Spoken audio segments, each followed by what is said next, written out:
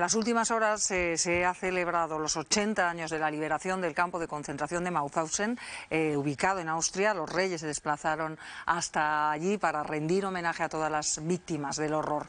Martina. Sí, los reyes de España han rendido ese homenaje a estas víctimas del campo de concentración de Mauthausen, por donde pasaron casi 5.000 españoles.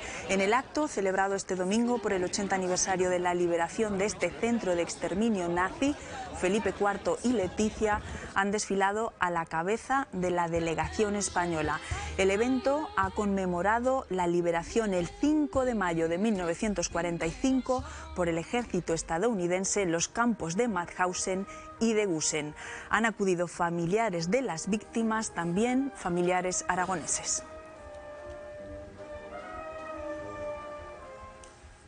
Precisamente queremos hablar con Elena Blasco, responsable de Amical en Aragón, también profesora de Historia del Miguel Catalán y familiar de una de estas personas que estuvo en Mauthausen y Gusen. Muy buenos días, Elena, ¿cómo estás? Buenos días. Bueno, todavía sigues allí, vemos a tu espalda, no sé si es el campo de concentración, esos jardines. ¿Cómo ha sido este acto, Elena? A ver, detrás de mí lo que hay son todos los monumentos y la parte exterior del campo y la bajada a la cantera, que es la parte más representativa. Estos días son muy emotivos. Que estuvieron ahí. ¿Cómo trabajáis desde la asociación, Elena? Desde el Amical de Mauthausen, sobre todo nuestro objetivo es recordar y que no se olvide la vida de estas personas que lucharon la guerra de España, que tuvieron que pasar la frontera, que lucharon la Segunda Guerra Mundial y que acabaron en los campos de concentración nazis. El trabajo que se hace desde el Amical de Mauthausen es expandir estas ideas y sobre todo trabajar mucho con los jóvenes, porque creo que si no concienciamos a la juventud de esto no hacemos nada. Entonces se hacen muchas charlas, se hacen muchos trabajos. De hecho, este año que venimos unas 200 personas, la mitad son estudiantes de secundaria. Y entonces para ellos, para nosotros, yo creo que es fundamental el trabajo que hacemos con los jóvenes, porque los jóvenes son nuestro futuro. Nosotros ya somos, incluso los nietos ya somos mayores y esa historia se tiene que mantener y, como dijeron en el juramento de Mauthausen, no se puede olvidar lo que aquí ocurrió. Importante concienciar, y quizá las historias personales más cercanas también ayudan a concienciar. En tu caso, eres nieta de uno de los presos que estuvo en Mauthausen y murió en Gusen, Basilio Blasco Lahoz, que nació en Ayueva, Teruel. En la Primera Guerra Mundial se fue a Francia y ahí le perdéis la pista. Cuéntanos la dureza de esta historia para tu abuela y para tu familia. En la Primera Guerra Mundial no. En la Guerra Civil, perdona, Elena. En la Guerra de España pasó a Francia, como muchos de ellos, y después de pasar por los campos de internamiento estuvo en las compañías de trabajadores extranjeros. Estuvo trabajando en la línea Maguillot y ahí, cuando fue atacado, pues fue hecho preso, pasó por 2 Stalag y el último Stalag, Stalag 7A, fue uno de los 398 españoles que fueron los primeros que llegaron al campo de Mauthausen el 6 de agosto de 1940. Y también fue el primer contingente que llegó a Gusen de españoles cuando les llegaban a Mauthausen un convoy de tantos republicanos españoles que ya no les cabían en el campo. Bueno, pues Elena, ¿cuánto os queda ahí? ¿Cuándo volvéis a España? Volvemos ya esta tarde. Hoy hemos hecho, bueno, el primer día, el viaje son 4 días. El primer día vimos el castillo de Harten, donde también murieron más de 500 españoles. Un castillo que había sido un centro de eutanasia para los alemanes y que luego se convirtió en un campo de concentración. Estuvimos también en la estación de Mauthausen, donde llegaron sus miles de españoles que se dirigieron luego 5 kilómetros hasta el campo. Estuvimos en la casa de Anna Pointner, la alemana que guardó los negativos de los españoles que sacaron el centro.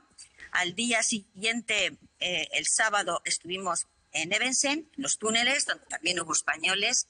Por la tarde en Gusen y en el acto internacional en Gusen es donde murieron la mayor parte de los españoles.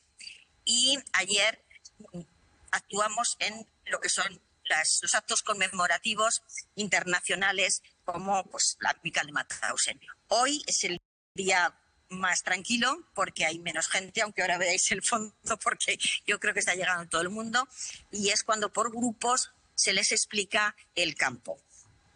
Y esta tarde ya pues partimos para España. Pues muy buen viaje de vuelta, Elena, y muchísimas gracias por atendernos. Gracias. Bueno, Miriam, importante también la labor, ha ido con estudiantes de secundaria de Aragón para que conozcan esta realidad. Sí, está muy bien que vayan estos estudiantes y que conozcan el pasado y nuestra historia in situ. Gracias, Martina. No sé si queréis decir algo sobre este homenaje de los 80 años de la liberación de esos campos de concentración, el lugar donde se vivió el mayor horror, que no debe olvidarse. Y para eso están esos aniversarios. Hombre, es un homenaje y un aniversario, es una efeméride y el homenaje se debe a esa fecha, pero yo creo que es un homenaje también que ha tardado en llegar por la forma en la que se ha producido. La imagen era poderosísima, ver a los reyes de España visitando ese campo rodeados de banderas tricolores, de banderas republicanas, con familiares de españoles republicanos que fueron represaliados en España y en Europa. Era una imagen muy poderosa, pero para mí también muy necesaria y forma parte de ese proceso de reconciliación en el que creo que hoy la corona también tiene que tomar parte. Se presupone en un Estado democrático, sea cual sea la forma en la que se organiza, y en este caso somos una monarquía parlamentaria, que todas las instituciones del Estado tienen que estar alineadas con un discurso fundacional, por lo menos. Y yo creo que esa visita de los reyes, aunque haya tardado, es acertada, no haber tenido reparos en acudir. Me parece también son muy poderosas la imagen de la reina con ese pañuelo, con el triángulo y la S, y destacar también un discurso del ministro Bustuin, creo, no sé pronunciar nunca, ya me perdonaréis, el ministro de Derechos Sociales del Gobierno de España, ahí en Mauthausen también estos días, que me parece sensacional. Bustinduy. Que no es fácil. No es fácil. Casi que Mauthausen. Que hace énfasis precisamente en eso, ¿no? En no olvidar este capítulo de nuestra historia y en poner el valor también a nuestros antepasados, que tuvieron un papel muy importante en la Segunda Guerra Mundial. Hay que recordarlo siempre también, que los blindados españoles y en contingente de que también había aragoneses fueron los primeros que entraron en París para liberarla de los nazis, que fueron españoles los primeros que entraron en una de las ciudades más importantes de Europa para liberarlas del horror nazi. Así que bueno, merecido homenaje, pero quizá llega tarde.